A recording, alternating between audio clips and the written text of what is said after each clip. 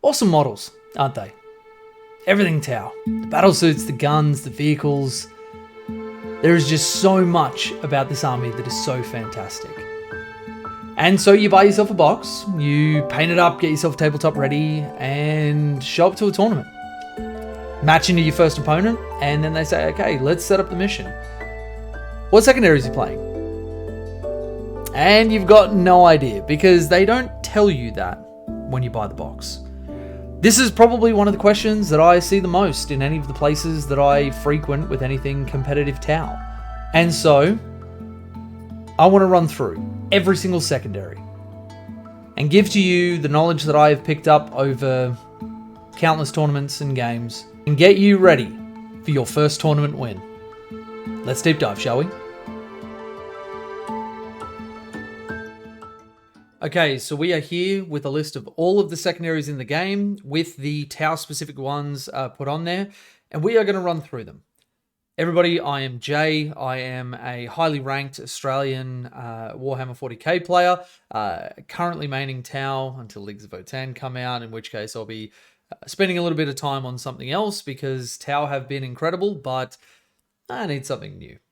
Anyway, with a lot of success in tournaments and currently being the second ranked Tau player in the South Pacific and 59th of the world or something like that, a lot of my success has come down to understanding the tactical play of the game and exactly what you need to pick in order to beat the specific matchup that you're into.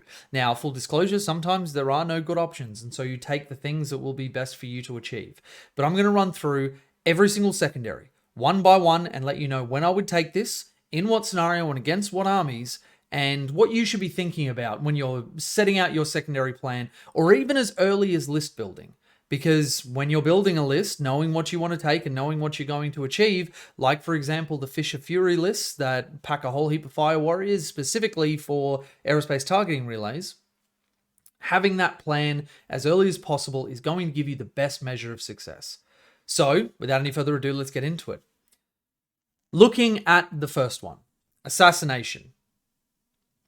Generally speaking, is a massive trap. Assassination may be the least taken secondary objective that I have. Now, he's saying, Jay, are you insane? You kill characters. We love killing stuff. All we do is shoot stuff in the face. And I hear you. 100% I hear you. However, when somebody is taking secondaries against me and the top players at any tables I've been at, when you start setting out a secondary plan, one of the first things that runs through their head is, how am I going to stop you from doing that? And there are a lot of armies that can play very, very cagey with their characters and make it so that it is so hard for you to actually be able to get on top of them. And there are some characters which are insane to try and remove from the board. Thinking the new Bloodthirsters, Abby in CSM. Even Sisters characters can sometimes be very, very hard to remove because there is just so much in front of them giving them look out, sir. So assassination, I will generally only take if I know for a fact that the army that I'm playing into, one, has enough of them that it exceeds the 15 points that you could potentially get. So even if I don't kill all of them, I'm still getting some points. And two, that I know that that player or that army must use those characters to affect some sort of game plan, thereby exposing them. Outside of that, assassination, I do not recommend. Number two, bring it down. Excellent into guard, excellent into knights, and any other list that is very, very vehicle or monster heavy. If you're going into a Monster Mash Tyrannid list, they are going to be sending them up. You are going to have to shoot at them or you will not win the game. This one is fantastic. The change to it, combining Bring It Down and Titan Hunter from the previous books, was a really, really great move. And a lot of the time, it is an auto-include into those vehicle and monster heavy lists. Not much needs to be said about this. There is nothing else in the Purge the Enemy section that it competes with, because let's face it, assassination, again, trap. This one is great. Obviously, you can only use it into those lists, but if you have the opportunity and you're confident you'll be able to take down those vehicles, then do it. In Under No Mercy, No Respite, grind them down is an interesting one.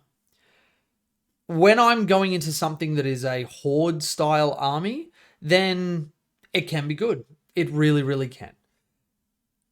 if it doesn't compete that much with no prisoners. Now, the reason I say this is that no prisoners is just a flat kill tally. Grind them down, you must make sure that you are killing more than they are. They cannot equal you, they cannot exceed you. And so this has a little bit of counterplay where they may not expose as many of their units as they want to try and deny you turn 1 and 2, because then that's 6 victory points and they can still score plenty of primary. Taking this, you want to know that you will be able to get angles for shooting. You will want to know that you have enough firepower that you can kill as many units as possible in those battle rounds. Now, if you're worried, this is the other side of it, that you are going to table your opponent very, very quickly, do not take this. If there's nothing left on the board, you cannot kill more enemy units in each battle round than your opponent does, thereby costing you valuable secondary points you may be able to get from something else. No prisoners is generally very, very good into high wound count, high model count armies. Now, Necrons is obviously a standout for this because it has been discussed many, many times that Necrons, when they stand back up from reanimation protocols, you killed the unit, and just because it stood back up doesn't take that kill tally back. So you can potentially get some very, very good value out of this. One of the first questions that I ask my opponents at the start of any game when we're setting up the mission is, what do you give up for kill secondaries? That is assassination, that is bring it down, that is no prisoners, and that is abhor the witch. Now, generally abhor the witch, you will know if you want to take this or not, because Grey Knight's Thousand Suns. Maybe some lists that have the ability to kill a lot of their psychers if it's a Tyrannid psyker heavy list. Then maybe you look at taking one of these kill secondaries, but always ask your opponent, what do you give up for the kill secondaries? Now we get into the first Tau secondary, a clean victory. Score 1 victory point if 1 or more enemy units were destroyed by Tau Empire units from your battle round. From your army during this battle round. Score 3 victory points if 3 or more enemy units were destroyed by Tau Empire units from your army this battle round. If you selected Montcar, you score it during turns 1, 2, and 3. If you selected Cao Yun, however, you score in turns 3, 4, and 5. This one is similar to grind them down, in that you have to make sure that you are able to kill within that window. It is a little better because if you score 1 and you don't do the others, you still get a victory point, which can be okay. It's at least a consolation. But it's within your tactical philosophy. Now, I have seen success with this in Cao Yun, but I will not take this secondary. If I am against an army that either doesn't have the sheer number of models that I need, so I'm thinking Custodes, Knights, that sort of thing, and I will not take this against an army that I know is going to rush me. That their entire game plan is that they want to rocket across the board, touch my units in all the wrong places, and then make it so that I'm spending the game blowing them away, because they will generally touch me with things that I'm going to kill. But then those aren't things that I can kill later on in Cao Yun. If I take Montcard, then maybe I stave off that aggression. But that's a mind game that you play with your opponent. That's a decision that you have to make when you're looking at your opponent's list and the models that they have, and whether they're going to do that to you. Having said that, a clean victory is very good. I did have somebody at a tournament think that this secondary was complete and utter garbage because at best you can only score 3 victory points per round, making for a total of 9. Thankfully, I was able to show him and correct him that you still get the 1 for the 1 kill, and then you get 3 for the additional 2 units killed, making for a total of 4. You can score 12 from this secondary, and while I wish in the Nephilim changes, they brought our secondaries up to being able to score 15s, because if we take these, we can't 100-0 our opponents, as I have been wont to do very, very regularly. This one is still good if you know that you can get those kills, you're confident about having enough units to be able to kill within your Montcar or Cao Yun window, and that you don't think your opponent is going to be able to play around it. Can be a very good secondary. Moving on to Warpcraft. Abhor the Witch. You select this secondary, includes any, if you do not include any Psyche units, so we are able to take it because we have no Psychers. Yay! Score 3 victory points at the end of the battle for each enemy Psyche character unit that was destroyed, and 2 for every other Psyche unit that is destroyed. Into Grey Knights or Thousand Suns, this is an auto take. All you are going to be doing is shooting their models in the face and blowing them away. The only time you don't get value from this is if they table you and you can't kill enough of their stuff. I haven't had that come up, but Abhor the Witch, great take. Also, make sure that you ask, when you're asking how many kill or what do you give up for each of the kill secondaries, you ask them about their psychers as well, if you know that they're a psyker list. Thinking Eldari, thinking Harlequins, thinking Tyranids, and I'm sure that there are others, but make sure that you're assessing your opponent when you're selecting these. Warp Ritual, cannot take. Psychic Interrogation, cannot take. Warpcraft, nice and quick. All right, Battlefield Supremacy. Behind enemy lines, you do not want to be doing. We do not rocket up the board so that we are behind enemy lines, though there is one caveat to that. If you are playing Fish of Fury, as I will be premiering when I go through my Sister Fister list, we probably will shoot out into the opponent's side of the board. So going through it, you would take this if you are running that Fish of Fury list, that very, very fast want to get into their deployment zone sort of list, and you're confident you can do it even if you go second. So score 2 victory points at the end of your turn if one unit from your army, excluding aircraft, sorry Sun Sharks, is wholly within your opponent's deployment zone. Score 4 victory points at the end of your turn if instead 2 or more units from your army, excluding aircraft, sorry Sun Sharks, are wholly within your opponent's deployment zone. Now, on maps like Conversion, this can actually be very, very achievable. Very achievable. Because you just get them over the board. You can do it with Kroot Hounds that have a 7-inch pregame move and then a 12-inch move. You can do it with Kroot Carnivores that have a 7-inch pregame move and then a 7-inch normal move. Not to mention, if they just want to advance, stand there because you know that they're going to die anyway, but you've shoved 2 units across there. Now, I don't take it in the list that I play because I'm not playing that Fish of Fury, generally speaking, and I have better secondaries I can take, and I'm using my Kroot as trading pieces. I don't think I can do this with my list confidently on all 5 of the turns. But if you're playing stuff that is super durable and is able to move up there, thinking like a bunch of crisis suits backed by an Enforcer Commander where you're getting OBSEC and you're expecting them to stay on your opponent's side of the field, and even with retaliation that all of them aren't going to die in that one turn, which can be feasible, generally speaking, behind enemy lines, not so great. Engage on all fronts is another one of those, if you think you can achieve it, things. Getting all 4 board quarters is not generally something that Tau want to do. A lot of the time if we're in Montcard, then yeah, we're going to be shoving up into their face and we're going to be into those different objectives. Sure, go for engage on all fronts. But if we run out of steam towards the end of the game, that can mean that we miss out on some big points. We don't have those hyper-durable units that get into that quarter and they are just almost unshakable unless the enemy commits so much of their resources that we run the rest of the board. We don't really have Terminators. We don't have any of the equivalent really, really heavy hitters and can get hit heavy back, and that's their primary role. We rely on our speed, our range, and our firepower.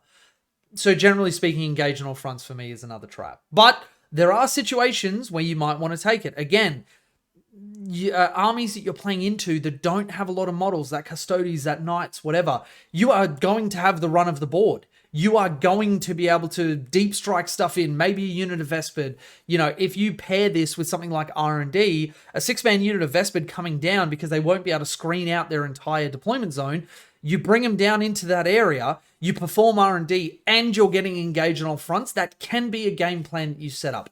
Make sure that you tech into it when you're building your list. Don't think you can take this as an any-man thing. Decisive action is just fantastic. This is pretty much an auto take for me in a lot of matchups. Maybe I won't take this into a Necron player that I know is very, very good, but generally speaking, I will do it. Decisive action, if you select Montcart at the start of the battle, then at the end of your turn in battle rounds 1, 2, and 3, score 4 victory points if you control half or more of the total objective markers on the battlefield. This is not like Stranglehold where it is just more. If you are on a 6 objective map, you do not need to hold more than your opponent. You just need to control 3 of them, which is incredibly feasible. It'd be so much harder to control that 4th. Generally speaking, a lot of the 6 objective missions are long maps. We don't need to do it. It is control half or more. Very achievable. Very, very achievable, especially if you do it in the second half, which Cao Yun is the more prominent tactical philosophy now. During turns 3, 4, and 5, after 2 turns of shooting stuff, and then turn 3 exploding out on the board and just shooting everything in the face and starting to pick up a lot of their models, if you control half or more, then you just get 4 victory points for each of those 3 turns. Incredibly, incredibly doable. And this is something that I have built around by having crisis suits and hammerheads and all that sort of stuff, which are very good at picking up models. I'm not worried about you going and taking it from me. I will just walk onto it and I will take it turns 3, 4, and 5. And then generally speaking, if I set up well, I'm getting 8 primary, maybe 12, because I'm putting crisis units that are hard to shift. And if I've shot well, turns 1 and 2, you may not have the resources, or you will have to overcommit to take that point from those crisis suits.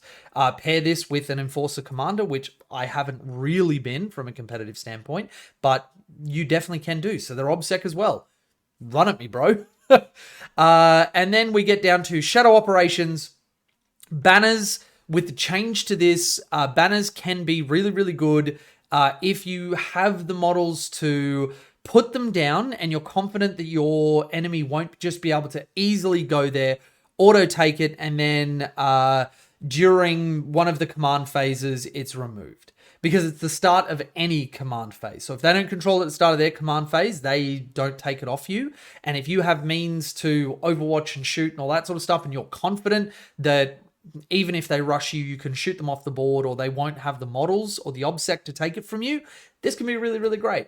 It does pair very, very well with an ethereal. If you were to say put a crisis unit that moves out onto an objective, the ethereal gives them perform an action and still shoot. They go out there, do the action, shoot some stuff, and they're still okay. Pair it with stim injectors and shield drones and all that sort of stuff. They are going to be very hard to move. And then the next turn, they're able to just walk off the board, put something else onto that point, unless it's a sticky objective mission where you just pair it with, like, say, some Kroot carnivores that are just passing through. It's got OBSEC. The objective is sticky, everybody moves off it, and if they don't have deep strikers or whatever to take it off, and they're all up their side of the board, then you're good. You just continue moving up the board as a swathing horde. I don't take it all the time, but it definitely does have some play. R&D. Again, another thing that I don't always do. This compare with ethereals doing actions and shooting. This compare well with Vespid squads. It's why in a lot of high-end competitive lists, if they are running Vespid, they are running it in 6-man units, because then you do not need to roll. Because 6 inches from any other table quarter, easy enough to do. Vespid have a ton of movement. Crisis suits have a ton of movement. This is entirely doable. You roll, if completed, roll 1d6, subtracting 1 from the result if they have the troops battlefield roll. Vesper do not. If the result is less than or equal to the number of models currently in that unit, that table quarter is said to have had a server skull retrieved from your army. So, if you roll a d6 on a 6-man unit, you cannot roll more than the current number of models in the unit. So this one can be very doable. It is only a 12, so if you can spec into something like aerospace targeting relays, which we will get to, which is a 15-point secondary, then you'll probably want to do that, but 12 points is nothing to sneeze at. Aerospace targeting relays. Against the halfway down the flat edge of each side of the board, put a little marker, get to within 6 inches of it, do an action if they're a Fire Warrior team, which is our Breaches, our Strikes, and Pathfinders also have the Fire Warrior keyword. Any of those 3 units, do it at the complete it at the end of your turn, so no counterplay from your opponent. If they're not, then it's the start of your next command phase or end of the battle, whichever comes first. And when I want to do a talking series where I'm talking about why you take different types of commanders, why you take different units, this will come up, because end of the battle means that if you go second, you don't have, if you've got enough to hold objectives and take that, then you can just move out, control your objectives, and go from there. This is 2, 6, 9, and 15 victory points. It is very, very doable. I take this almost always against Knights, Custodies, low model count armies, because I know that I'm probably going to be able to kill enough that I will have the run of the board and I can just have stuff move out. Cold Star picks up, goes over the other side of the board and completes one, because low model count armies can't screen against it. And this one generally is an auto take for me if I'm going into a list where there are no easy options. There's no bring it down, or there's no good assassinate targets if I think that that's not a trap. If there's no grind it down that's going to be happening. If there's no prisoners that's easy for me to take. If there's no abhor the witch. I will kind of take this as all right, well, achieving this is within my realm of play. I'm not worried about my opponent's list. I will just try and make this work. And then that gets us to the end of the secondaries. If there's anything that you think I missed, then let me know in the comments. But I really, really hope that this helps with you guys understanding from a high-end player's perspective in a competitive environment, what I'm thinking about when I go through each of these and what helps me to choose my secondaries. I will say, now that we're at the end of the video, if you guys made it here, thank you so much. You guys are bosses. What I will normally take is decisive action is almost always on my list of 3 objectives. Aerospace targeting relays is generally my more taken secondary ever since the Nephilim changes. And then after that, it's really up to my opponent. I don't mind R&D. I don't mind banners. I don't mind engage on all fronts if I know that that is super achievable. I don't mind no prisoners. I don't mind bring it down. Assassination, I am so hesitant to take, but so the third one is usually for me what is up in the air. The other 2 are generally set in for me. Okay, so that is our Tau secondaries. I really hope that it helped all of you guys out and that you learned something and that you will be able to go to your next tournament and absolutely crush it. We are a small channel just starting out, so all of the internet things that you can do, liking and sharing to people that you think need to know it, dropping comments with any questions or whatever else that you have. If you think I missed anything, chuck it down there. And subscribe and hit the little bell stuff so you know whenever we upload things. We have a lot of content coming, and if you'd like to be there when it goes live, hit the button. Or don't. I'm not your dad. See you in the next one, Shas'os.